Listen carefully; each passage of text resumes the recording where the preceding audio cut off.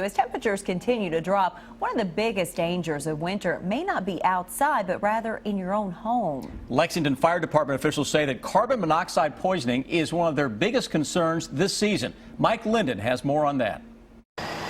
Last night, a Lexington woman checked herself into UK hospital with a headache.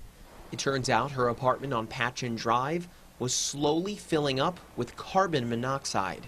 The furnace was malfunctioning and generating carbon monoxide and actually a small gas leak. Lexington firefighters say symptoms of CO poisoning include headaches, dizziness, and just feeling tired. They say if not acted upon immediately, carbon monoxide poisoning can quickly set in.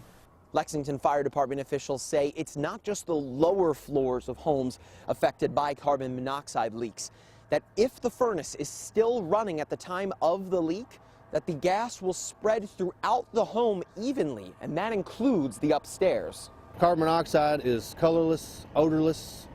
You can't smell it, you can't detect it. You have to have a carbon monoxide detector. Cox says an investment in a CO detector could prove to be life-saving in the event of a leak.